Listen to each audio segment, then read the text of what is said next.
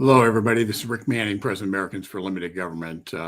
We're talking today about the WHO pandemic agreement that is being hashed out between the Biden administration and the World Health Organization, and the dangers that potentially could pose to our national sovereignty. The Right now the document isn't finalized, but the Biden administration has submitted a number of amendments to it, and I'm just going to tell you what Representative Chris Smith said about those amendments. He said this last year, but it's still meaningful.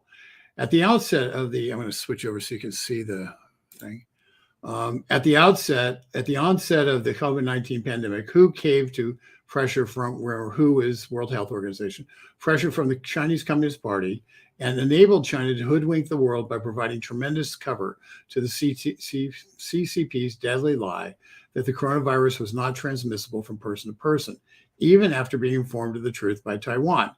Instead of demanding accountability from the WHO and its Director General Tedros Adhanom Ghebreyesus for their complicity in the spread of COVID, the Biden administration seeks to turn over American sovereignty and decision-making, potentially subjecting us to the CCP's ongoing malign influence. Excuse me. The alarming amendments offered by the Biden administration to the WHO's international health regulations would grant new unilateral authority to Director General Tedros to declare a public health crisis in the United States or other sovereign nations without any consultation with the U.S. or any other WHO member. Specifically, the Biden administration would strike the current regulation that requires the WHO to consult with and attempt to obtain verification from the state party in whose territory the event is allegedly occurring, ceding the U.S.'s ability to declare and respond to an infectious disease outbreak within the United States, dependent on the judgment of a corrupt and complicit UN bureaucracy. Folks, we have a U.S. Constitution that matters,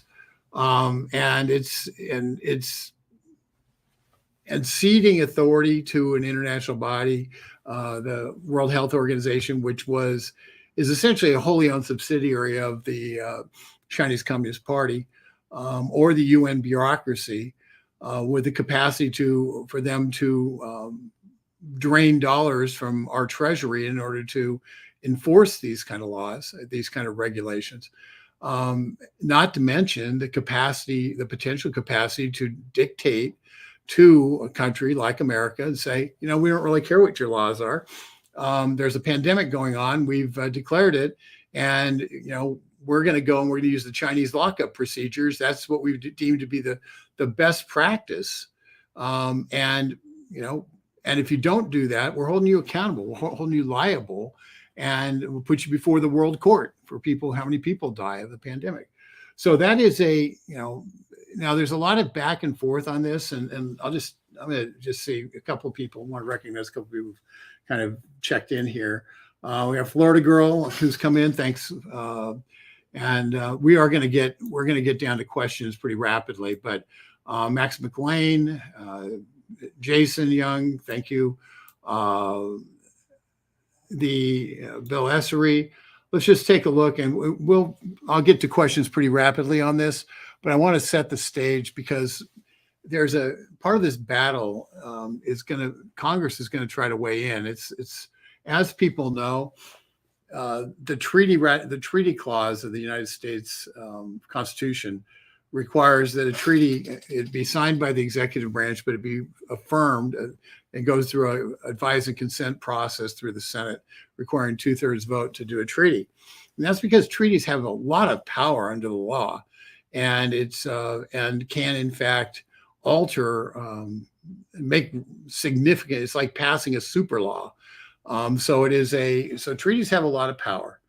The Biden administration, what's being reported is the Biden administration has been working on a workaround for this, where it will be declared, like the European Union is calling it a treaty. Well, so they're calling it a treaty. They want the workaround is that they put specifically in the language that it would go into effect on an interim basis until the treaty ratification process is completed. Now, the interesting thing on that is on treaties, the president doesn't have to submit the treaty to the Senate in a timely manner. And so you could actually implement the thing, have it being implemented, not being submitted to the Senate, and holding the U.S. accountable to sanctions potentially in the world governing bodies based upon failure to comply with the edicts that are basically coming straight from Beijing. So that's that's one of the challenges. Ron Johnson, senator from Wisconsin, is trying to deal with this. He introduced legislation last year. He's got legislation again this year. And it's got, I think, 13 co-sponsors. But I'll just bring that up, his statement on this so you can see it. Okay, so I'll make that bigger so you can see it and hopefully read it. Okay, so he's got legislation that they introduced today on this. It's called the Know Who Pandemic Preparedness Treaty Without Senate Approval Act. I'm going to ask Florida girls and answer Florida girls' question. Americans for Limited Government is putting out a take action tonight. It'll go out probably around 7:00 tonight, and where I'm having it drafted right now. And that take action is going to urge Congress to take sides on this, to fight against it, and specifically we'll ask people to co-sponsor the Know Who Pandemic Preparedness Treaty without Senate Approval Act. One of the challenges, I'll just go down to brass tacks constitutionally, the Senate really can't dictate to a president under the Constitution what is a treaty and what isn't a treaty. And they can't force the president to actually submit something. So it can be done. These kind of treaties can kind of, like the Paris Climate Accord. A lot of people call that a treaty, but Obama treated it as if it was not a treaty and said this is it's kind of a presidential agreement. And as a result, in his administration, it was, they were doing everything they could to meet the standards using the regulatory power of the administrative state of the executive branch of the Article 2 part of government. But they did not go in and say, we've got to meet the Paris agreement. So we need Congress to ratify it. They wouldn't probably take it to the Senate to ratify it because they wouldn't have gotten the votes. So instead, and then President Trump removed us, took us out of the Paris Climate Accord, had some people in his administration quit the administration over that decision. His Council of Economic Advisors who was a former Goldman Sachs CEO, quit, as a matter of fact, because of that. But he made the decision to quit the Paris Climate Accord. And so the U.S. wasn't in any way, shape, or form bound by it. But because there had not been a ratification by the Senate, President Trump was able to quit the Paris Climate Accord because it didn't have the weight of a treaty. It hadn't been ratified. And in fact, Obama denied that it was a treaty in order to get around the treaty clause in the Constitution. So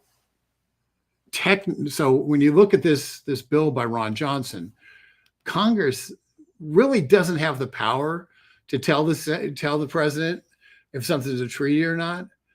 But what this bill does, and I think this is important, it lays a marker down. It says to the president, we, the Senate of the United States of America, is not going to put up with this nonsense.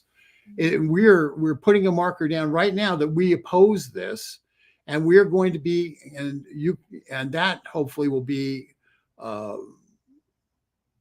put a break on any radical implementation of the treaty, or in fact puts a break on sanctions that on the World Court might want to do against the U.S. if we don't comply with it.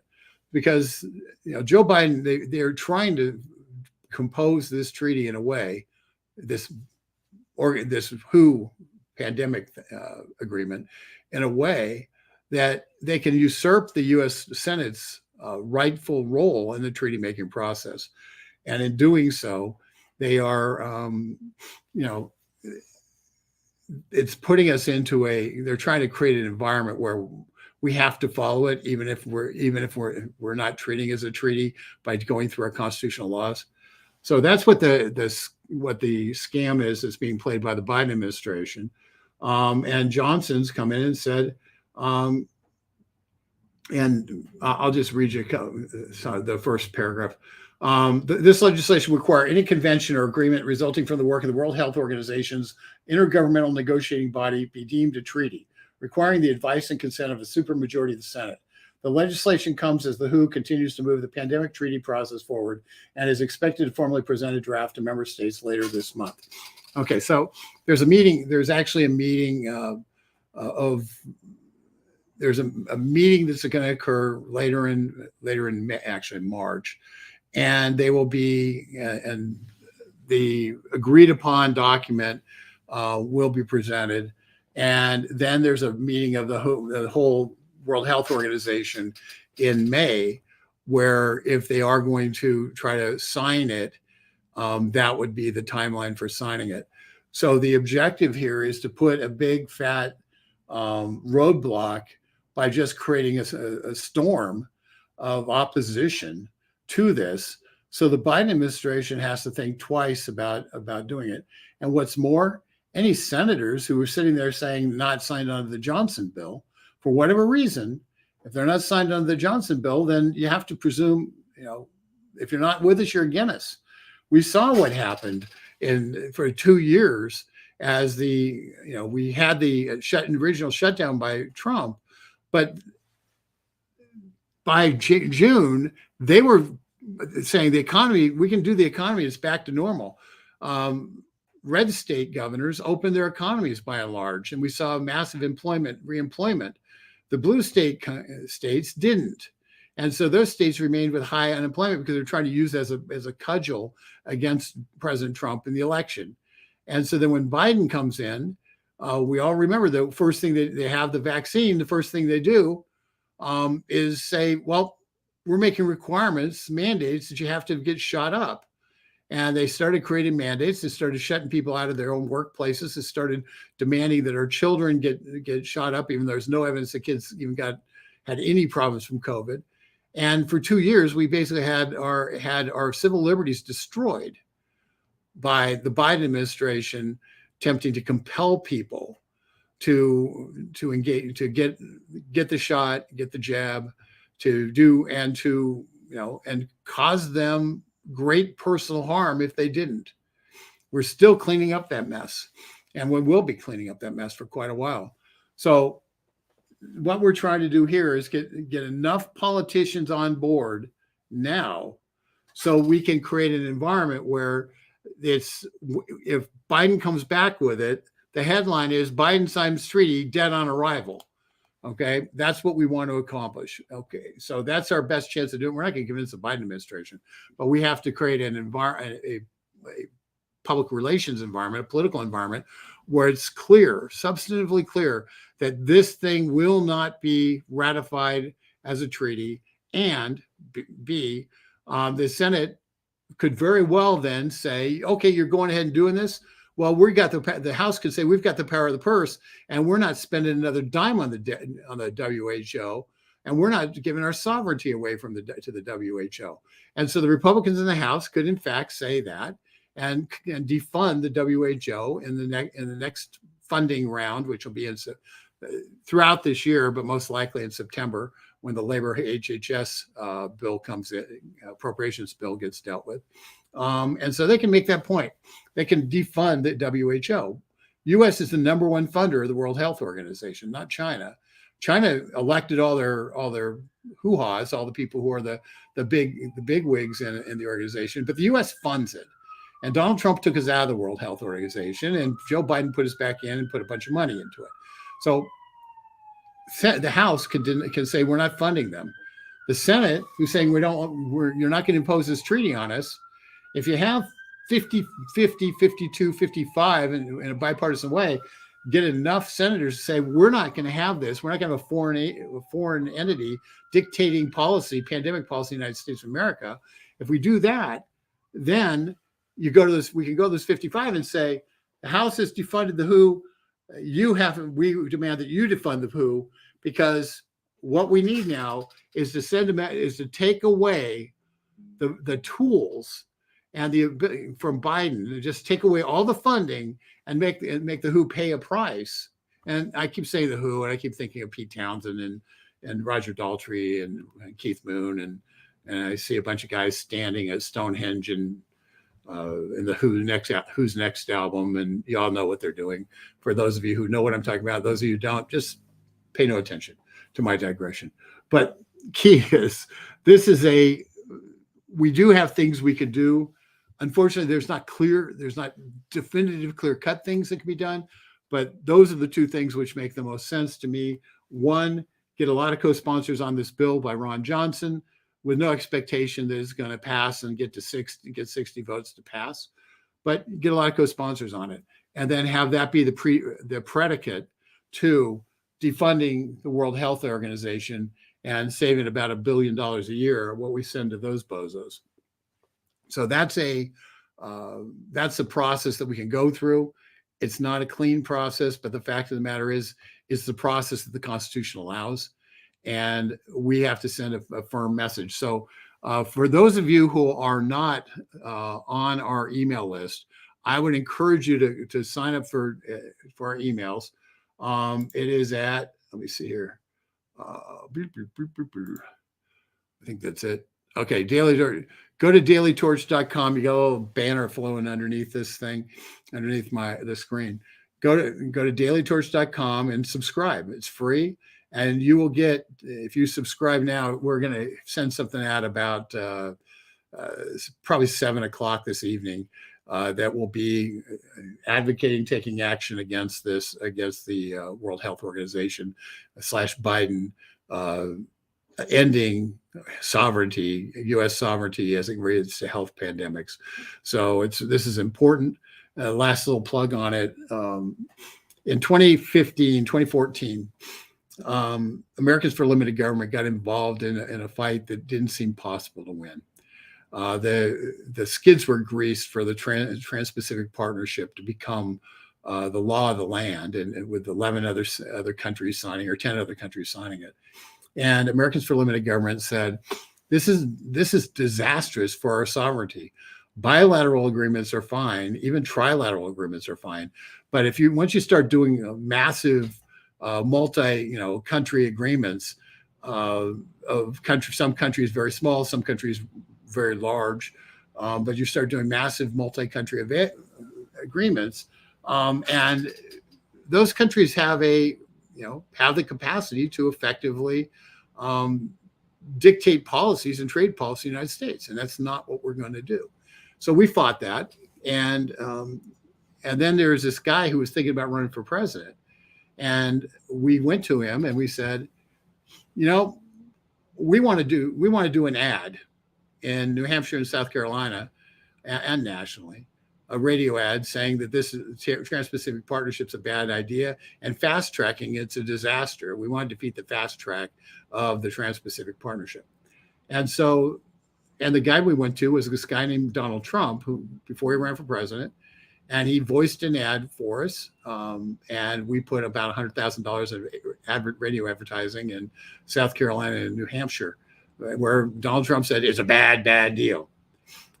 By simply doing that, we went from having 3 of the Republican candidates for president opposing the TPP to 9, saying, I've got real problems with it. I have to review the entire thing and revisit it at the very least. So we basically crushed the support on the Republican side for the Trans-Pacific Partnership and on the presidential level. While fast track did pass, we got 58 Republicans to vote against fast track. The TPP, because Donald Trump got elected president, one of the first things he did was basically rip it up and say, we're not part of this, and throw it in the trash can. So that was an impossible task when we took it on. And people like you were the ones who carried the ball and just kept telling your legislators, we do not trade our sovereignty away. Well, folks, this is the same deal. This is a straight sovereignty play that goes directly at your personal freedoms. You want vaccine mandates dictated by a foreign entity that's totally unresponsive to elections. Well, let the Biden agreement with the World Health Organization go through. Bottom line, folks, is this is a fight. It's going to be hard, but we can win it. We've won them before, and with your help, we'll win this one. And with that, I'm going to read a few questions, and we'll go and just let's see here. Go back to this. Go back to normal. That's crazy. I won't listen to China long. It looks like we're definitely going to war. I'm concerned about about our bilateral relationship with China as well. Let's put it that way. And it's a little bit different on this. And actually, one of the arguments that people make that China doesn't want to go to war with us is because they're already winning, and they're going to win, because we're effectively surrendering on the world stage. And because we're surrendering on the world stage, and we're surrendering domestically in terms of some of our policies, China's winning. And it would be really stupid to have, if you can win and get all the goodies, all the economic wealth in the process, by having the U.S. become a client state, that's a whole lot better than having to destroy all the economic goodies to get there. So that's one of the things that some people argue is that China, because they view themselves as winning the long game, it doesn't make any sense for them to engage in a war which is uncertain how it would turn out. And so that's one of the challenges here. Patty, yes, every single day our liberties are being threatened. It drives me nuts. It seems like whether it's all the stuff we're learning about what's been done to shutter, to censor people's speech, whether it be censoring a news organization like New York Post or censoring individual speech like Donald Trump, shadow banning Americans for Limited Government. Those are all things that you look at and you say, this is a problem. Our liberties are being threatened. They're being threatened across the board, and they're being threatened by people who we thought would be allies for freedom, and that a lot of multinational corporations, for instance, have essentially adopted a woke ideology, largely because of an investment system that's been put in place where stakeholders have more value than shareholders. And because stakeholders have more value, people who have no vested interest in the company, but want the company to do good as opposed to make a profit and focus on making better stuff, building a better mousetrap. They want them to do good. They want to force them to do good.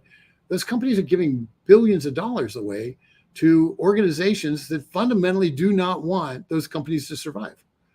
As stupid as that may seem, that's exactly what's happening. So yeah, our freedom's under attack from a lot of different places, but once again, the U.S. Chamber of Commerce supported the Trans-Pacific Partnership. The U.S. Chamber of Commerce supported fast-tracking it, and we beat them. We beat them bad. We destroyed them on this. We destroyed their credibility with the Republican Party, with Republican elected officials. Okay, we destroyed it because they had interests that were not consistent with the United States interests. Their interests were consistent with their largest trading partner interest, which was China.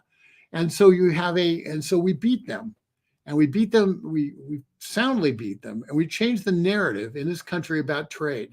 That if we're going to have to do trade, you have to do trade, but it's going to be more on America's terms and less on the idea that we're going to basically be the money siphon for everybody else and send our jobs around the world for other people to do them. And we could import a big screen TV that costs $10 less than it would have if it was manufactured somewhere in the Western Hemisphere. So those are things that we were successful in, and we will win on this. So I just want to encourage you. If you want, we're going to have I would encourage you, if you just type in, for those of you who are interested, if you type in Representative Chris Smith and WHO pandemic, the article he's got up is like from May of 2022, but it's the same. And you can get in there and you can actually click on it and read the amendments to the text of the WHO pandemic treaty that are referenced in his actual statement that you can get to. So you don't have to take my word for it. Just look at Representative. Just go Chris Smith WHO pandemic into your bar, your where you put your URL in, and it'll pop up with that statement, and you can read it for yourself, and you can read the amendments for yourself. There's a lot, it's long. It's like a bill, and it's long and it's a pain, but you can take a look at it, because I don't want you ever just take for granted what we say. Take a look at what's actually there. Sandra, yes, implementing this, if Joe Biden attempts to implement this, it is unconstitutional. It would be there'd be a big fight over it. But the bottom line is, we would be playing defense. And anytime you're playing defense, you're losing in this game, because they're moving the ball ahead. And the 9 victories they have while you're getting it declared unconstitutional are 9 victories you don't get rid of. Those are 9 encroachments on our freedom that you just don't get rid of. So yeah, the key is we have to beat this early. We have to stop it early and deter it, kind of get it put on a detour route early. Otherwise, what's always the history is, we can win the court battle, but the regulations they put in place and all the garbage they did in between somehow sticks around, and it's like, you tear out a little bit of it, but the roots of the plant are still there, and it just grows some other way. So I'd prefer to beat it politically. Although yes, it's unconstitutional, and I'm confident we would eventually beat it constitutionally, assuming the makeup of the Supreme Court stays the same. I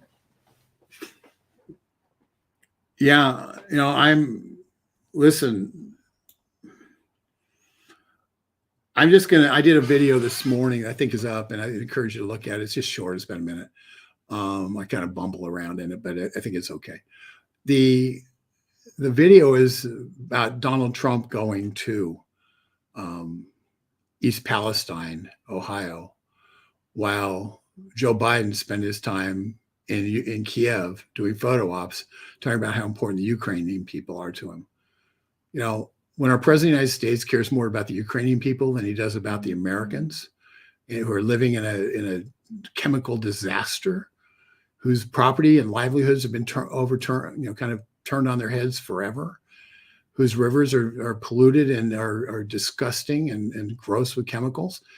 And until Donald Trump said that he was going to go visit the people of East Palestine, Biden's FEMA had declined to go to help those people, to provide emergency assistance.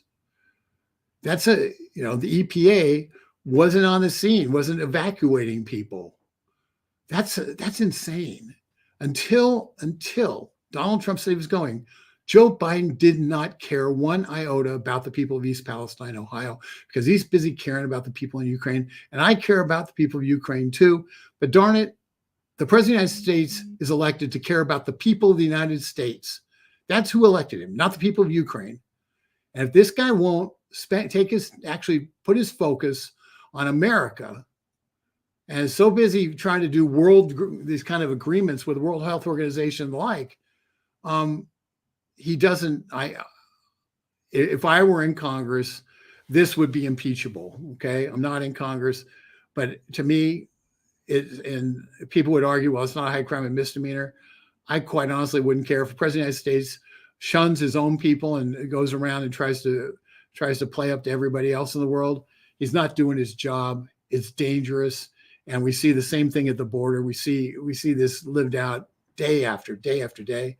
And folks, I'm sure that you, like me, I'm just tired of it. And yes, we need to get a real president of the United States back in office. Let's see here. Yeah, here we go. Diane, I just talked about that, and well, I think we took a clip of what Donald Trump was saying, and then we put my ranting behind it. But check it out. It's I know it's up on Twitter. If you want to follow us on Twitter, that's it. That's pretty straightforward. That's you just go to on Twitter at @limitgovt at @limitgovt, and you can follow us there. If you do follow us there, check out the video and all of these social media sites. We're going to put the take action up this evening. So hopefully you'll see it. If it's not in your inbox, you'll see it on the social media sites.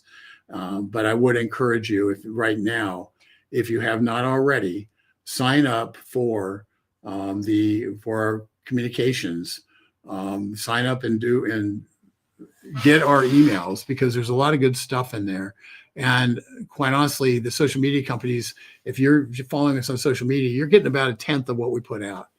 And if you want to know the breadth of what we do and what we're talking about and the different issues we're fighting on, you really need to join in and become part of the subscribers, because we have it's a good group, and we don't bombard you with a bunch of garbage. So all in all, it's and we'll send about once a week a take action on something like this that matters. So, and with that, I'm going to close out. I appreciate you. Hold on, one more. I actually have a link which can be shared that shows the treaty of this. Yeah. What I will do is I have both the link to the overall treaty and then a link to the amendments of the treaty.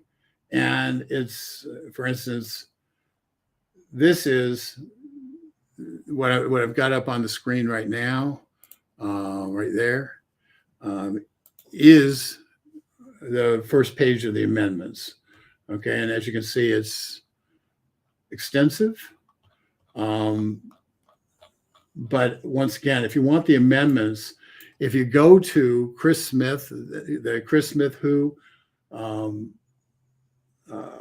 announcement, it's chrissmith.house.gov, news, documents, /document single, and it's got document number. So if you just go Chris Smith Who pandemic, and you go on there, and you just go and right here, it says the alarming amendments. So you click on that right there, and you get the amendments, okay? And then we have the actual original document, and we've got that, and we will. I'll put that up on. We'll put those up as links on a statement we'll do on this. That'll be on getliberty.org. And so we'll do a statement. We'll put the original document and the amendment document on it. And that way you can click and get all the details right there. So this won't happen until a little bit. Maybe I might not get that done until tomorrow morning, but tomorrow morning we'll get that. We'll get something along these lines where you'll have both the original, the draft that has been talked about, and you'll have the amendments that have been offered by the Biden administration. And I'll also put up as a link Senator Johnson's note, letter talking about introducing the legislation, as well as Chris Smith's analysis, which is what you're looking at right here. This is the Chris Smith press release from May of 2022. So you'll have all the details right here, and you can go and you can explain it to people and have the details. So I can't promise you that'll happen before tomorrow morning, though. Okay, so check back tomorrow morning. With that, I'm going to let y'all go. I think we've kind of hit the high points here, and I'm kind of repeating myself, but I do appreciate you hanging in, and really appreciate your willingness to fight for America. You know, there's nothing really fighting for America is not many people are willing to do it, because there's so many things that they don't know where to fight. It seems like you're punching jello. The fact of the matter is we try to pick the issues that are core issues that affect our being, affect the soul of America, and there are attacks on the soul of America. And we try to pick those issues and lay them up for you so you can be part of the real battle for what's happening in this country. And I appreciate all that you do. And we will see you tomorrow.